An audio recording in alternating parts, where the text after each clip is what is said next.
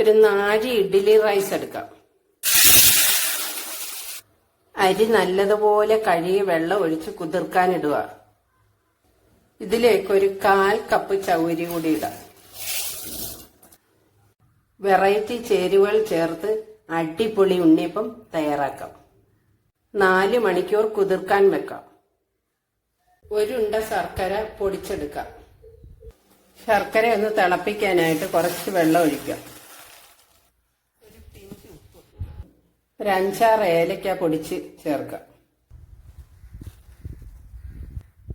ഇത്രയും ചുക്ക് ചതച്ചത് ചേർക്കാം. ശർക്കരയൊക്കെ നല്ലതുപോലെ ഉരുക്കി തിളപ്പിച്ചെടുക്കാം.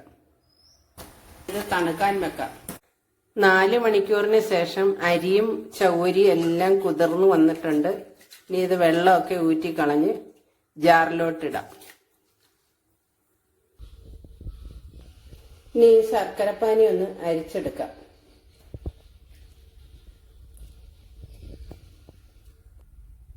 അരിയും ചൗരിയും കൂടി വെള്ളമെല്ലാം മാറ്റി ജാറിലോട്ടിട്ട് നന്നായി തണുത്ത ശർക്കരപ്പാനി ഈ അരിയിലോട്ട് ഒഴിച്ചു കൊടുക്കുക.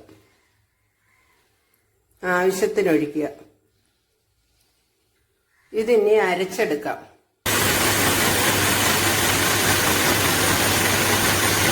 കുറച്ചൊന്ന് അരച്ചതിന് ശേഷം കുറച്ച് തേങ്ങാപ്പീരയും കൂടി ചേർത്തരയ്ക്കാം.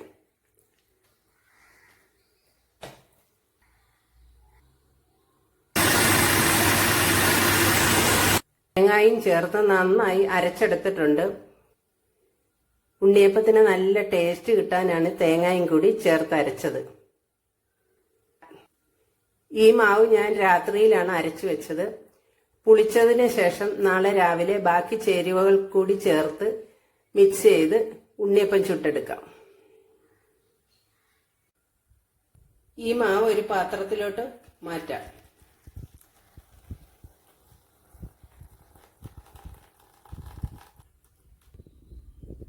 ഇനി അടച്ചു വെക്കാം. ഒരു പഴുത്ത മാങ്ങ അരിഞ്ഞെടുത്തിട്ടുണ്ട്. ജാറിലോട്ടിട്ട് നല്ലതുപോലെ അരച്ചെടുക്കാം. ഇന്നലെ രാത്രിയിൽ അരച്ചു വെച്ച മാവിലോട്ട് നമ്മുടെ ഈ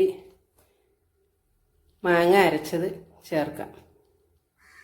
ഇതൊന്ന് ഇളക്കി മിക്സ് ചെയ്യാം.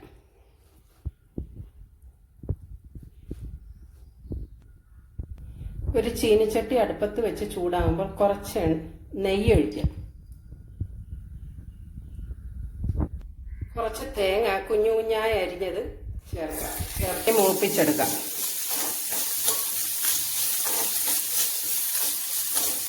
തേങ്ങ നല്ലതുപോലെ മൂത്തിട്ടുണ്ട്. ഇനി കുറെ ചേർക്കാം വേണമെങ്കിൽ.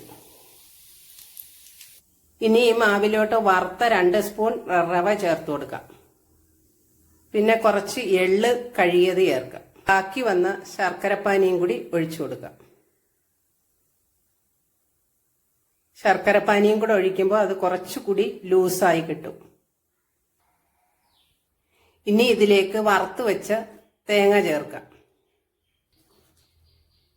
ഇത് തേങ്ങാക്കൊത്തും നെയ്യും എല്ലാം കൂടി ചേർത്തിട്ടുണ്ട്.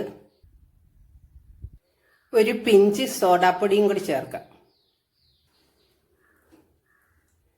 നല്ലതുപോലെ മിക്സ് ചെയ്തതായി ഒരു പരുവാവണം. ഇതാണ് നമ്മുടെ ഉണ്ണിയപ്പത്തിന്റെ പരുവം. ഉണ്ണിയപ്പച്ചട്ടി ചൂടാവാൻ വെച്ചിട്ടുണ്ട്. നല്ല നാടൻ വെളിച്ചെണ്ണയാണ് ഒഴിക്കുന്നത്. നിറച്ചൊഴിച്ചിട്ടുണ്ട്. ഇതുപോലൊരു ചെറിയ പാത്രവും സ്പൂണും എടുത്തിട്ട് അതിലോട്ട് കോരി ഒഴിക്കാം. ഇതുപോലെ 1 സ്പൂൺ മാവ് എടുക്കുക. എണ്ണ ചൂടാകുമ്പോൾ ഒഴിച്ചു കൊടുക്കുക.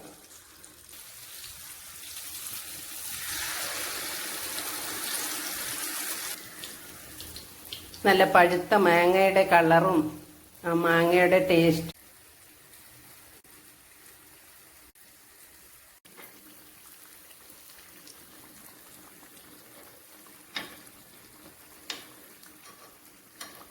ണ്ട്. ഓരോന്നായിട്ട് കോരിയെടുക്കാം.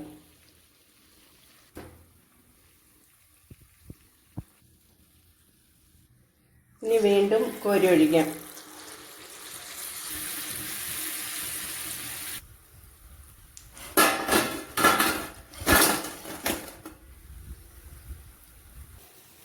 ഉള്ളൊക്കെ നല്ലതുപോലെ വെന്ത് മുരിഞ്ഞിട്ടുണ്ട്. അടിപൊളി ടേസ്റ്റാണ്. മാമ്പഴമൊക്കെ വെച്ച് അടിപൊളി ഉണ്ണിയപ്പം റെഡി ആയിട്ടുണ്ട്. അടിപൊളി ടേസ്റ്റാണ്. മാമ്പഴക്കാലമൊക്കെ ഇല്ലേ, മാമ്പഴമൊക്കെ വെച്ച് അടിപൊളി ഉണ്ണിയപ്പം തയ്യാറാക്കണം. എല്ലാവരും ഒന്ന് ട്രൈ ചെയ്ത് നോക്കണം. വീഡിയോ ഇഷ്ടമായാൽ ഇപ്പോൾ തന്നെ ലൈക്ക് ചെയ്യുക, കമന്റ് ചെയ്യുക. ഇത്രയും ഇൻഗ്രീഡിയൻസ് വെച്ച് നമുക്കൊരു 50 ഉണ്ണിയപ്പം റെഡിയാക്കാം.